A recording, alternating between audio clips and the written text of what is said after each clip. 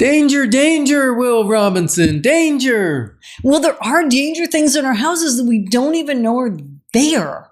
Scary, actually. Moving forward with the Dekker Team. Moving forward together with the Dekker Team. We are honored that we've been able to create for you free access to over 653 Life's Inside Track episodes where we share real estate insider tips, making house home, growing wealth, really making the best out of what you've got. And the great news is you can get access to them from home, from the office, or on the go. And if you haven't subscribed to our YouTube channel, you get to not only hear us, you get to see the crazy little actions that go along with some of the videos. Whereas on radio or on the podcast on CHRI, you just get the voice, which can be pretty animated. The voice. The voices. And could even be more fun if you're watching. We are going to explore what some of the hidden things are, but how to uncover that there is danger in your home that might be robbing not only your home of vitality, but robbing you of vitality. That those foundational things that we don't even know are foundational. Right. We don't even know they're there. That's right. So let's talk about radon gas, because we scared the bejeebers out of people maybe in the first segment talking about radon gas can cause cancer over an extended period of time. It's kind of like asbestos. It irritates. It's basically a low radioactive gas that as you breathe it in, it's popping basically, and it can cause some irritation in the lungs. And over decades of time, the lungs keep getting irritated, which can cause cancer. Right. The great news is you can find out if you have it because it comes out of the rock. You can't do anything about it. So comes the first out of the thing ground. Yeah. comes out of the ground. Yeah. Rock, ground, earth. Rock is more frequent because when your house is put down on rock, there's cracks in the rock that it comes out of. And if your house is on dirt, there's more areas that it could escape, right?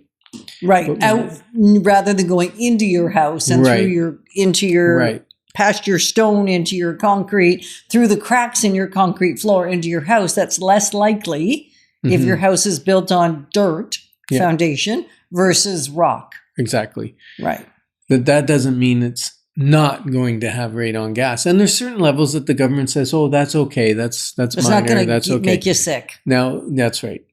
So you can test for it. You can either have a professional come in, they put these little pods in your basement, they sit there for 2-3 days, they bring them out, and they test them. You can also buy kits on Amazon, actually, where you can get a radon gas Well, are there any tester. of the home hardware type stores or And Home Depot, any of those places? Put that in your basement and it'll give you a registration of how the amount of radon gas there is in your home.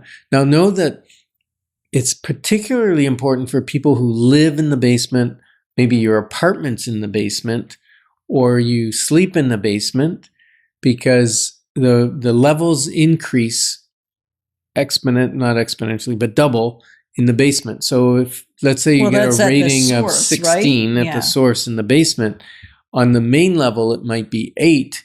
And then up on the second level, if you have a 2-story where most of the time you're sleeping and you spend a lot of time up there, that might be 4. So your urgent place to check is in the basement, and that's why you do the testing down there. Right, because if you did it on the top floor where you're sleeping, that's not a bad idea, but the rule of thumb is that whatever the number is in the basement, it'll be half of that on the main level, and then half of that again on the second floor. So if you get the basement reading, you kind of have all of the readings. Yeah, and don't panic. If you're buying a home, many home inspectors will do a radon gas test for you, and it's fairly easy to mitigate. There's several ways. One is you can caulk all the cracks in the foundation and the floor and seal it up good and tight. So it can't get in. Yeah.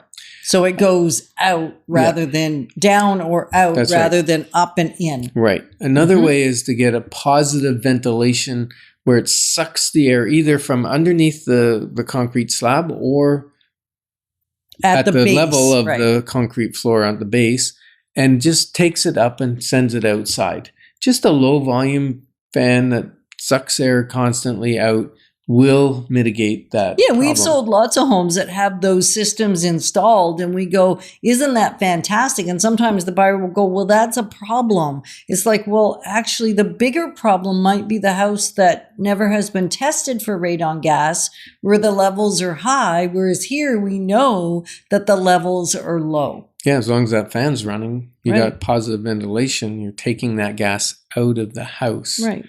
So that's radon gas, basically.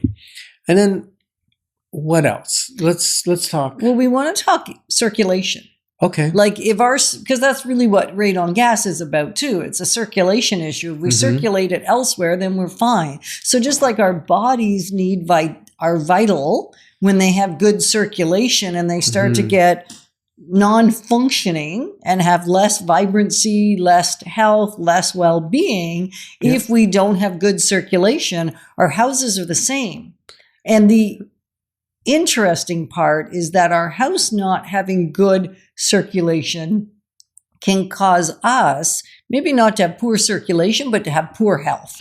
Yeah, and there's some easy ways to improve your circulation. One is a HRV, which is a heat recovery ventilation system. It basically, they install some vents that suck air out of your house, and it goes into this box that has like a honeycomb, and so the air passes the fresh air coming in. So it's got a fan. It's actually got dual fans, one sucking air from outside, putting it into your house, and one that's sucking air from inside your house, putting it outside your house. And those things really help with less bacteria, less staleness, less mold buildup, all kinds of things that can have a hazard to your health. You get less colds, less flus. And even just using your bathroom fans. Like it's that easy. There was a code workaround that builders did at one time, because the code said you have to have positive ventilation in a house, because houses are like living in a plastic bag now. They're sealed so well. Now, it said central ventilation system. So they put a switch, and you might have one in your house in the kitchen or in the hallway, and you press it and it turns on all the bathroom fans. And that was positive ventilation from a central location. Right. The intention was a heat recovery ventilating system. But they're relatively expensive, right? A couple $1,000s installed. Right. So using those bathroom fans, to get moisture out, but just in general to circulate the air, opening a few windows. I mean, before we could afford a heat recovery ventilator system back 3 houses ago when we lived in Osgood, I guess that's 25 years ago, we installed nothing initially. And we just opened our windows where there was cross breeze to get some circulation. A little cooler in the winter, but we had to crack it open because we had so much moisture on our windows. They were growing mold. Exactly. And so that circulation changes a lot of things. The other thing you can do is put in a high quality air filter in your furnace so that it's filtering out pollens, pollutants, all kinds of stuff. Or just change your air filter once in a while. Regularly. And so if you're thinking, wow, you guys have covered so much stuff, we have, and there's more to say. So what does Leonardo da Vinci say? Water is the force of all nature. And when we apply wisdom to our houses, we want to have good water in the right places. So together, we're clarifying your options, because when your options are clear, your wisdom will flow.